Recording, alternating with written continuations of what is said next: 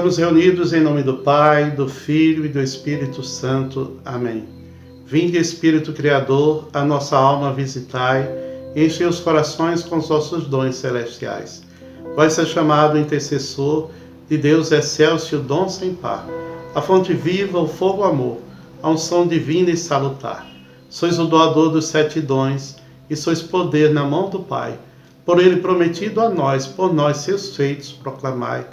A nossa mente iluminai, os corações enchei de amor. Nossa fraqueza encorajai, qual força eterna e protetor.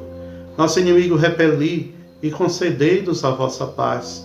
Se pela graça nos guiai, o mal deixamos para trás. Ao Pai e ao Filho Salvador, por vós possamos conhecer, que procedeis do seu amor. Fazei-nos sempre firmes crer. Amém. Meu querido, minha querida, Shalom. Meu nome é Alderi e nos dias de hoje sou coordenador diocesano da Renovação Carismática Católica na Diocese de Caruaru. E é com muita alegria que venho hoje partilhar a palavra do Senhor Jesus com você, atendendo ao chamado, nessa missão na qual a Renovação Carismática da Diocese de Afogados da Igazeira me confiou. Então, a palavra que nós vamos refletir está no Evangelho de São Lucas, no capítulo 10, a partir do versículo 1. E como eu dizia, esse mês especial, onde estamos refletindo sobre as missões, e o Evangelho de São Lucas, ele também tem esse chamado à missão.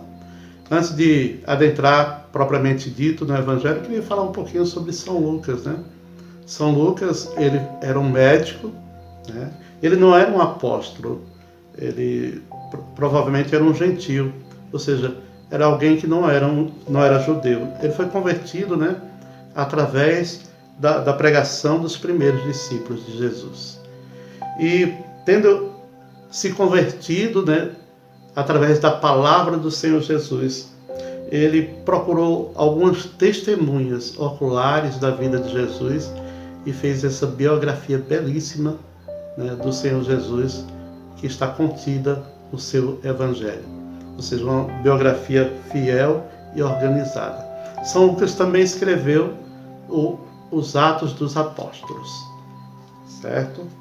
Então, nesse contexto da palavra de Lucas, no capítulo 10, contextualizando essa palavra, até mesmo antes do capítulo 10, a gente percebe que está chegada a hora do arrebatamento do Senhor Jesus.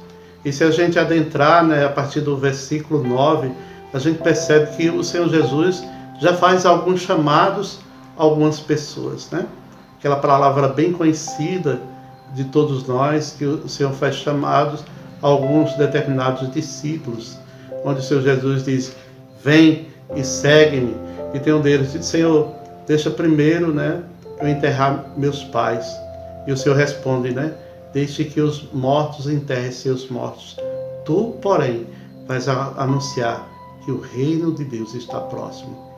Um deles também disse: Senhor, deixa primeiro, eu ir me despedir dos meus familiares. E Jesus responde: aquele que põe a mão no arado e olha para trás não está apto para o reino dos céus. Então, esses são alguns detalhes do chamado à missão. E no Evangelho de São Lucas, capítulo 10, no versículo 1, vem dizer assim: depois disso, designou o Senhor ainda 72 outros discípulos e mandou-os 2 a 2 adiante de si por todas as cidades e lugares para onde ele tinha de ir. Ou seja, depois disso, Então, como eu antecipei dessa contextualização, a partir desse chamado que o Senhor fez, alguns desses homens, o Senhor ainda chama 72 homens para irem de 2 em 2, ou seja, se antecipar aos povoados para anunciar a boa nova do Senhor. Então, falando sobre a missão, a gente já compreende algumas características da missão aqui propriamente dito. Ou seja, ninguém se auto-envia, ele é enviado. E essa a visão que a renovação carismática católica tem a respeito da missão, né? Na missão, ninguém se auto-envia, ele é enviado. Por isso mesmo, né, se eu estou hoje, né, pregando para você a palavra do Senhor, é porque eu fui chamado. Um chamado que a própria Diocese da Renovação Carismática de Afogados me confiou para anunciar para vocês. Então, para ficar bem claro, né, ninguém se auto-envia, ele é enviado. E antes do envio, há também um chamado. Então, para a gente compreender que está interligado, né, o chamado e a missão. Então, nesse chamado que o Senhor Jesus fez para esses discípulos propriamente dito, né, ide de dois em dois, né, e a palavra do Senhor, ela é bem clara, né, na missão, o Senhor detalha qual será a nossa missão. Então, se você for ler adiante os outros versículos, a partir do capítulo 10, o Senhor diz, em toda casa que entrai, né, desejai a paz. Ou seja, foi assim que eu comecei cumprimentando vocês com o shalom. Então, essa palavra grega que significa a paz completa de Deus. Então, o primeiro anúncio é anunciar a paz do Senhor Jesus, que é a paz completa. Então, quando nós anunciamos a paz do Senhor Jesus, nós estamos desejando a saúde, a prosperidade, nós estamos desejando que o irmão acolha a boa nova, nós estamos desejando que o irmão acolha o reino dos céus. Não é simplesmente uma boa noite, né? Não é simplesmente, né, uma boa tarde, mas é o shalom, a paz completa de Deus. Então, que todo missionário deve carregar em si essa paz completa de Deus, que nem a adversidade do mundo pode nos roubar. Nada pode nos tirar essa paz que o próprio Senhor Jesus lançou sobre cada um de nós. Essa é a nossa primeira missão, né? Ir aonde o Senhor nos envia.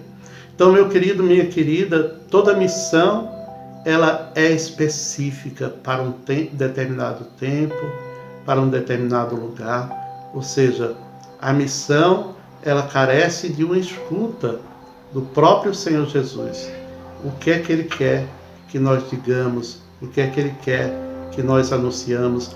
Aonde quer que Ele quer fazer de nós os seus anunciadores?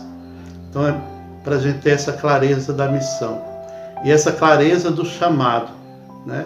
E o chamado, ele pressupõe do nosso sim, mas o Senhor nos dá o livre arbítrio. O livre arbítrio.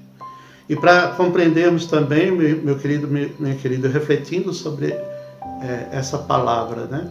Para executarmos a missão, como eu dizia, antes vem o chamado, mas nem todos são chamados. Nem todos são chamados. Aqui no Evangelho de São Lucas, no capítulo 8, a partir do versículo 26, a gente vai ver bem claro, né, que Jesus, ele faz um exorcismo a um homem que estava possuído por demônios, e após o Senhor fazer esse exorcismo, esse homem diz, Senhor, permita que eu te siga. E o Senhor diz, não, vai para a tua casa.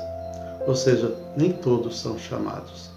Então que você escute o Senhor Jesus. E se você escutou e Ele te chamou, né, que você seja verdadeiramente o seu discípulo, o seu apóstolo. Aliás, todo batizado no Espírito Santo é apóstolo do Espírito Santo de Deus. Ou seja, anunciar a cultura de Pentecostes. E anunciar a cultura de Pentecostes é anunciar que o reino de Deus está próximo, que o reino de Deus chegou. E o reino de Deus, ele não é um lugar, ele não é um tempo, mas é uma pessoa que se chama Jesus Cristo. Então, aquele que aceita Jesus Cristo, aceita o reino de Deus. Então, meu querido, minha querida, que o reino de Deus adentre no teu coração, para que assim a paz completa do Senhor Jesus possa fazer novas todas as coisas na sua vida. E que nesse tempo tão oportuno de missão, a sua casa seja esse lugar de missão, para anunciar aos seus a boa nova do Senhor Jesus. Aquele que veio e que vem a todo aquele que o acolhe. Então, meu irmão, minha irmã, eu queria também orar por você nesse instante. Que você acolha o Senhor Jesus. Porque todo aquele que pede, recebe. Todo aquele que busca, acha. E a palavra do Senhor diz: vós que sois maus sabeis dar boas coisas aos vossos filhos, quanto mais o Pai do céu dará o Espírito Santo àquele que lhe pedir. E esta é a maior graça que todo homem, toda mulher pode ter, o Espírito Santo de Deus. E é Ele que nos impulsiona para sermos verdadeiramente suas testemunhas, aonde o Senhor nos enviar. Que sejamos dóceis à ação do Espírito Santo. Que você acolha a paz completa do Senhor Jesus. Shalom.